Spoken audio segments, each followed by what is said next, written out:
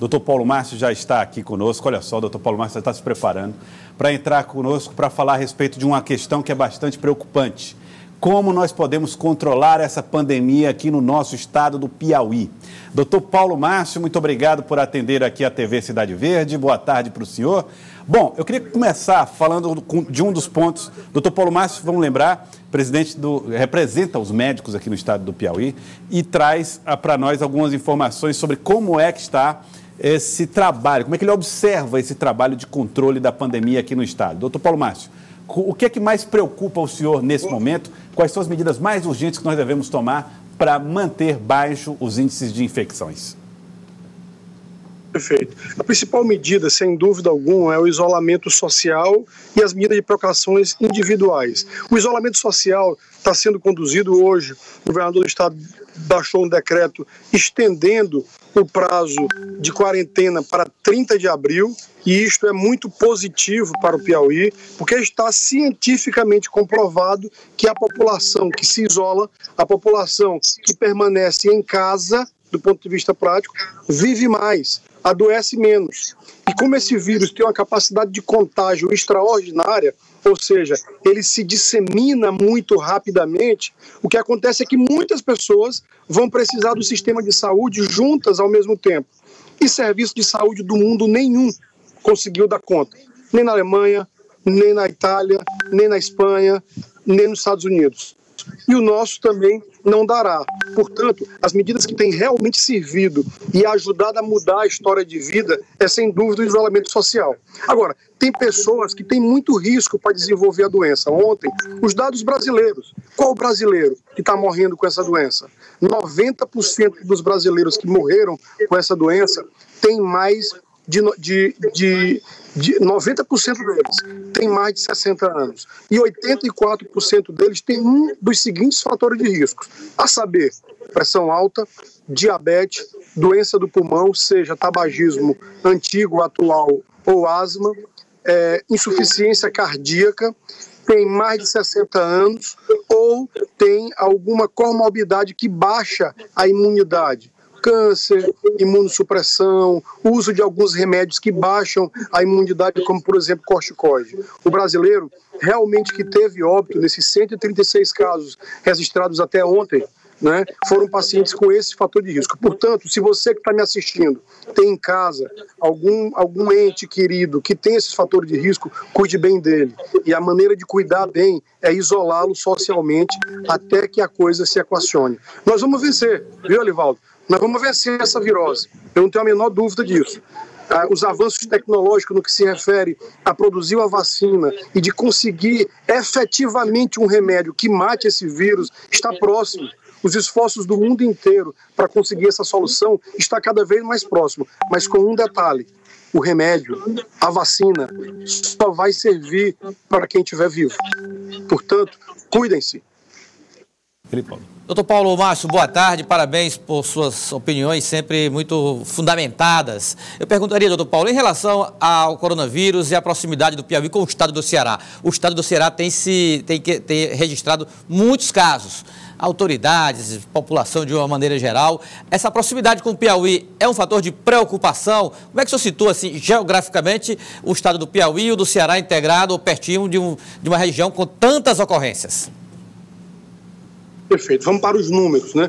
O Ceará hoje tem, até ontem, tinha 360 casos documentados de Covid-19, ou seja, aquele paciente que tem realmente a comprovação. Esse é um número totalmente distinto do resto dos estados do Nordeste, que tem números muito baixos. Para você ter uma ideia, o Ceará já é o terceiro maior estado com o maior número de casos. Só perde para São Paulo e para o Rio de Janeiro. Só que a curva de acometimento lá está muito íngreme, ou seja, muita gente está pegando a doença e o vírus está circulando muito.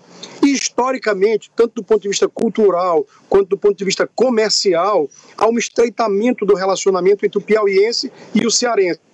Não é à toa que nós estamos deflagrando vários casos, percebendo vários casos provenientes da região norte do estado, como a cidade de Parnaíba e circunvizinhança de pacientes, como inclusive o prefeito, que era da região da Parnaíba, circulou por Parnaíba. Agora um empresário lá da Parnaíba também acometido e comprovado que estão com a doença. Portanto, eu acho e estou convencido do ponto de vista epidemiológico que a rota atual de entrada desta virose no Piauí será pela região norte. Isto ajuda a vigilância sanitária do estado, que não deve estar descansando. Enquanto muito piauiense está descansando, tem muito médico e muito trabalho, uma equipe de profissionais envolvidos para tentar deixar que o sono do piauiense seja mais confortável. Agora, doutor Paulo Márcio, olha, aproveitando aqui a pergunta pelo 99040322 do Márcio, ele tem uma preocupação aqui em relação à ideia que foi apresentada em dado momento pelo governo federal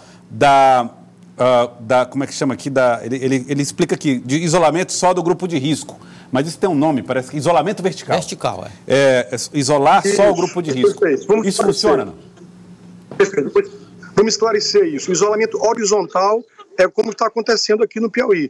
Todos os lugares fechados, à exceção dos lugares que são obrigatórios, né? Como farmácia, supermercado, posto de gasolina. Então, restringir o comércio de um modo geral. Esse é o isolamento horizontal. O isolamento vertical é só para os pacientes de risco. Mas aonde o isolamento vertical começou, ele deu errado. Aonde ele foi implantado, deu errado, na maior parte dos lugares do mundo. Por quê? Porque o idoso que está em casa, o cardiopata que está em casa, o diabético que está em casa, o filho dele vai trabalhar e pega o vírus e traz o vírus para dentro de casa.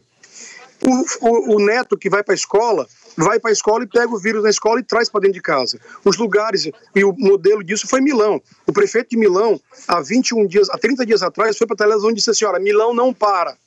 Milão vai funcionar. Uma das principais cidades do mundo, com um PIB altíssimo de gente rica na Europa, né?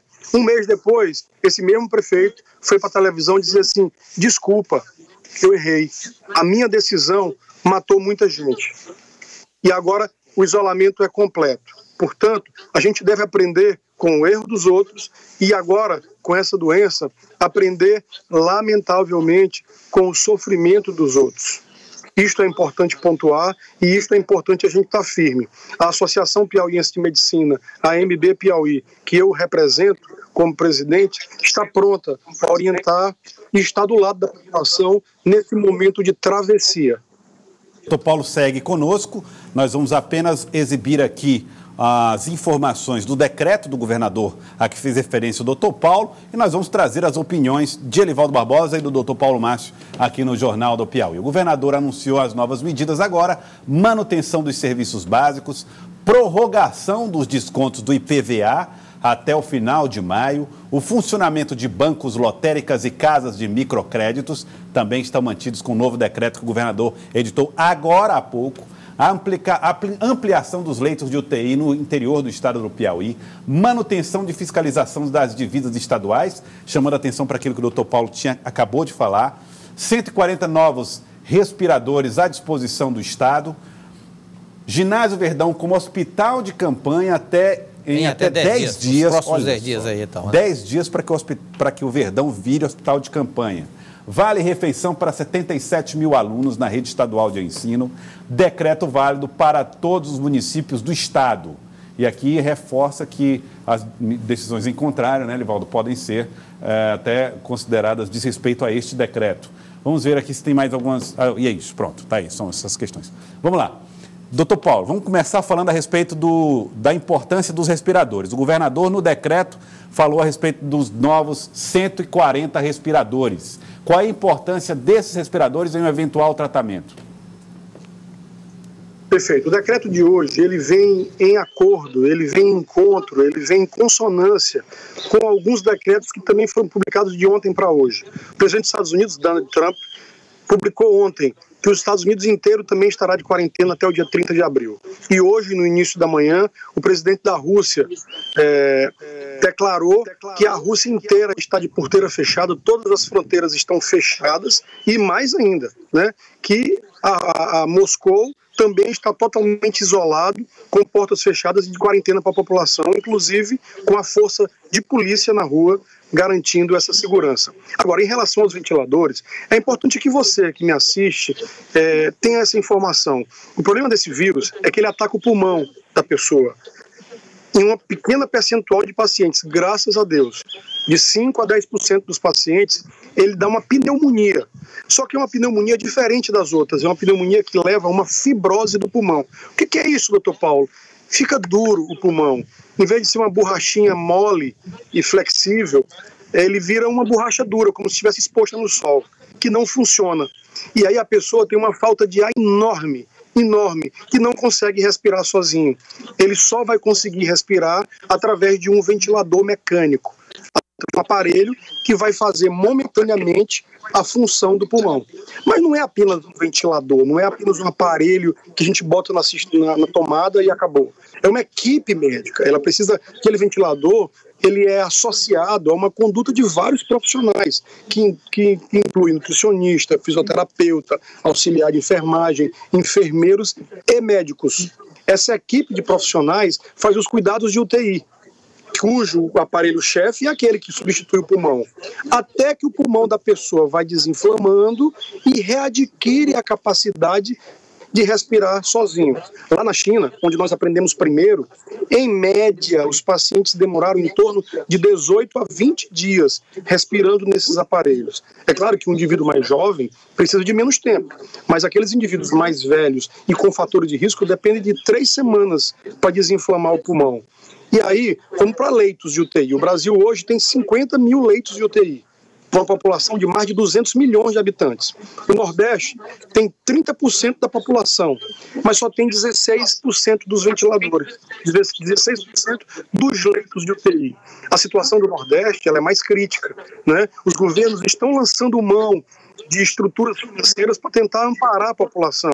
E com os poderes de Deus isso vai acontecer.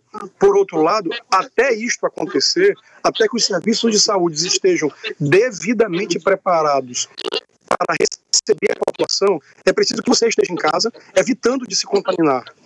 Porque você vai precisar do serviço de saúde. E até lá, os serviços de saúde do Estado, dos municípios vão se organizando. E se Deus quiser, a cura dessa doença chegará, bem como a vacina. Doutor Paulo, o ginásio de esportes Verdão vai virar hospital de campanha segundo o novo decreto. Controle das divisas do Estado e permanência do isolamento social. Qual a repercussão dessas medidas no controle da doença? Perfeito. Em todos os lugares do mundo, como na Alemanha, como na própria Espanha e Itália, que estão aprendendo, sofrendo, estão aprendendo, enterrando seus habitantes, esses lugares entenderam que essas medidas são salvadoras. Essas medidas protegem a população. Essas medidas salvam da disseminação do vírus. É claro, Elivaldo, é claro que há uma conta grande para ser paga.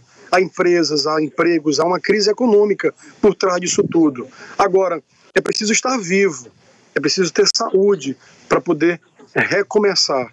E aí os estudos científicos também estão mostrando que os países que estão parando de quarentena, sofrendo todas as coisas ruins econômicas que a quarentena determina, mas que param, e quando recomeçam firmes, fortes, esses países estão tendo mais lucratividade.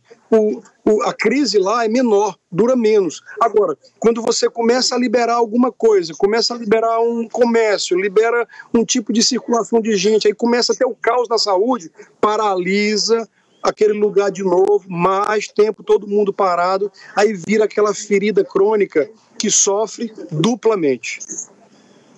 Ou seja, sofre 2 vezes. Exato.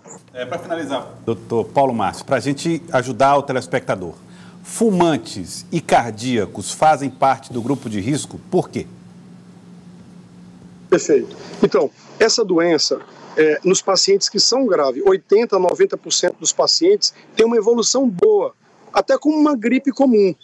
Ocorre que muitos, incluindo jovens, às vezes misteriosamente, de uma hora para outra, às vezes até inesperadamente, estão com a virose e desenvolve subitamente uma complicação de falta de ar, a ponto de não conseguir respirar, né? A notícia que nos chega de um dos pacientes que morreu aqui do Piauí, um político, é que ele subitamente foi para o hospital andando, né, com alguma tosse, mas foi andando e de repente foi acometido de uma falta de ar que o vitimizou.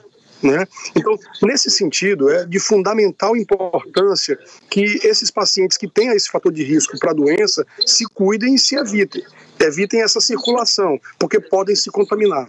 No Brasil, que estão os dados muito parecidos com